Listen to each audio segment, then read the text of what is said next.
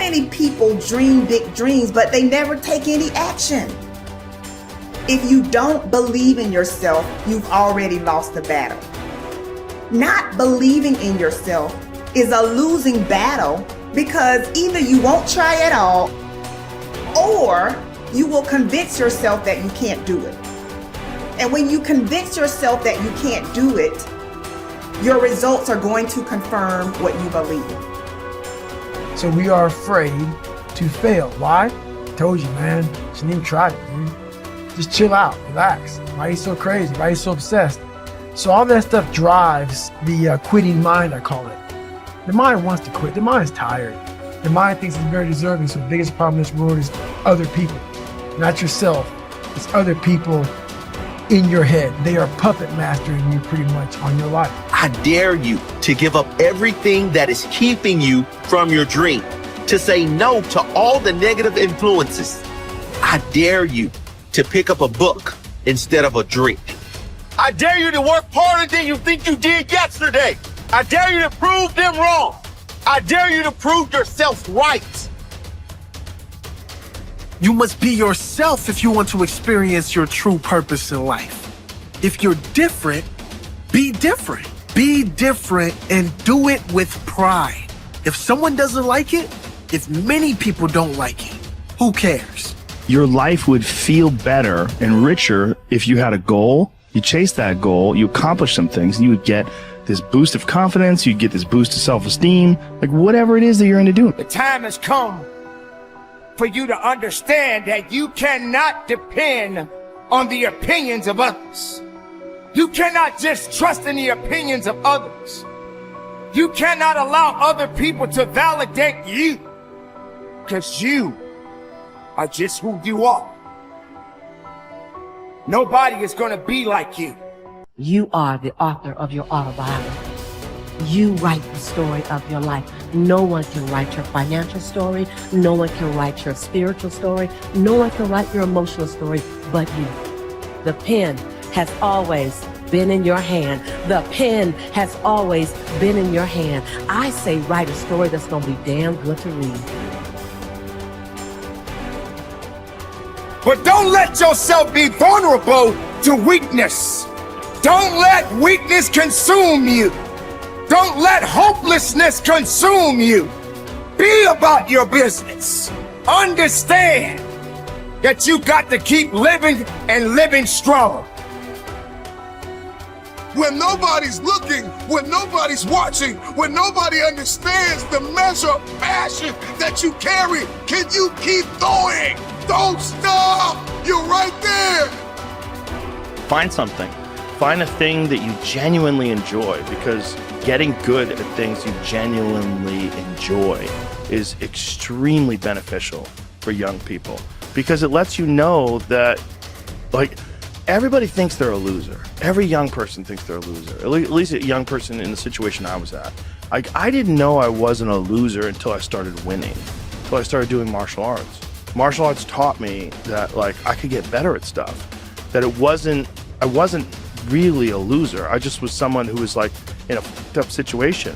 But you could channel all that energy that you have as a young person into something and get better at it. And then all of a sudden people admired me. I was like, this is crazy. So I went from being someone who was incredibly insecure and basically a failure to someone who was really successful at this one thing that was very dangerous, that other people were scared of. And that gave me immense confidence, and also a real understanding of the direct correlation between hard work and success. And kind of understanding that you're not a loser. Right. That there is a diamond in the rough. Yeah, and also an understanding that you can't listen to people. Because even my parents didn't want me to do martial arts. They didn't want me to fight. They didn't want me to do stand-up. There's like, you have to understand, like, who you are, and then in the face of other people's either criticism or, you know, lack of faith in your ability to succeed, you push through, and there's great benefit in that. And then you realize that you can kind of apply that to other things in life. You can apply that to critics, you can apply that to social media commentators, you can apply that to a lot of things. I don't think people are happy if they don't have puzzles and complex tasks and things that are interesting to them, whether it's an art project or whether it's learning something completely new like stand-up comedy.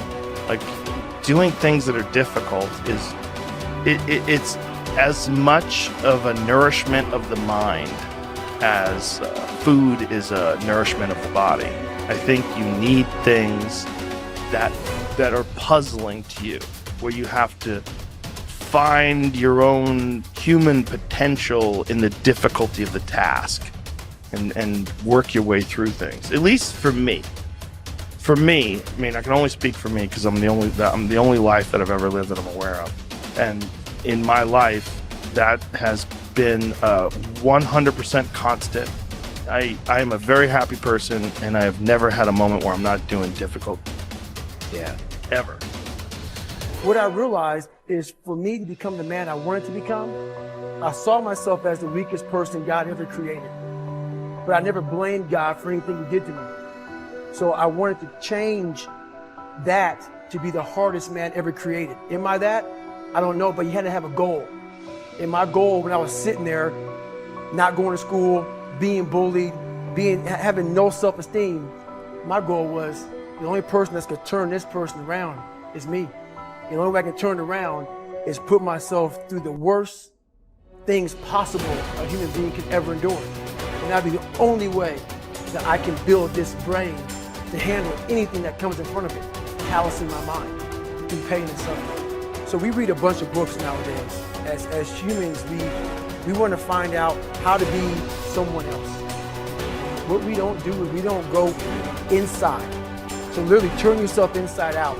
Read the book that's like we're writing a book every day for life, but we never read that book. So what I would challenge this young man or young woman to do is you have to look inside of yourself and see what you really want. What are you passionate about? We use these words and these little phrases of only the strong survive and all this other crap. They're all words. I get so tired of hearing people just talking. Like right now, someone may think Goggins is just talking. You don't know me. So when I speak from passion. I speak from experience. I speak from suffering.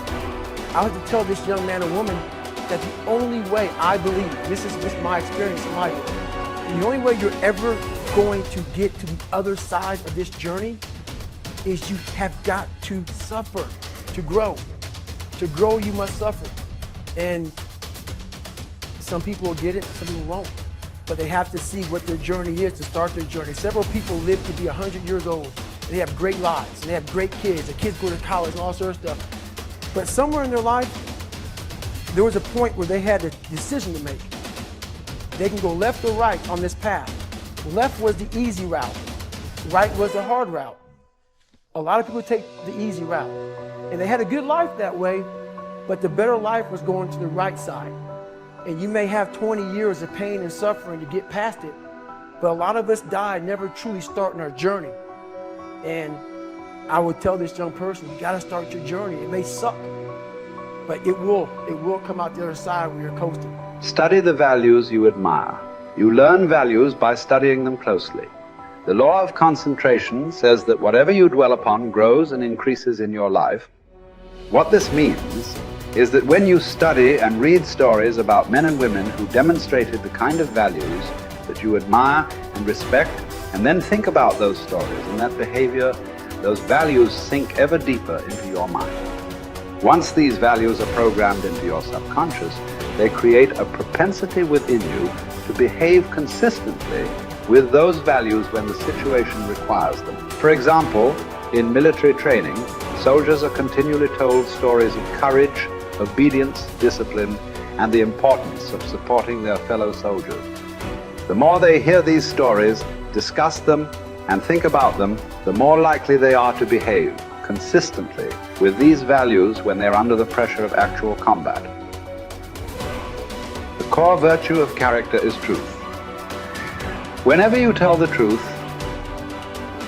however inconvenient it may be at the time, you feel better about yourself and you earn the respect of the people around you. One of the highest accolades you can pay another person is to say that he or she always tells the truth.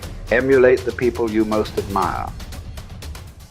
Much of your character is determined by the people you most admire. both living and dead. Who are they?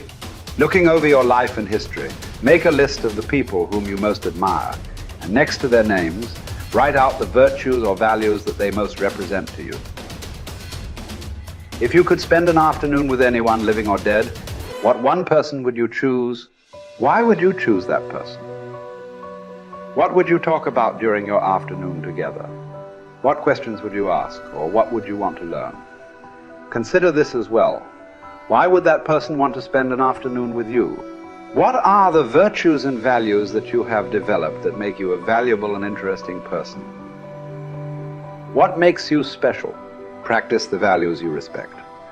You develop values by practicing them whenever they are called for. As the Roman Stoic philosopher Epictetus said, circumstances do not make the man. They merely reveal him to himself. When a problem occurs, people tend to react automatically based on the highest values that they have developed up to that moment. We develop values by repetition, by behaving consistently with a particular value over and over again until it becomes a habit and locks in so that we come to practice it automatically. Men and women with highly developed characters behave in a manner consistent with their highest values, and they do so without thought or hesitation. There is no question in their minds about whether or not they are doing the right thing.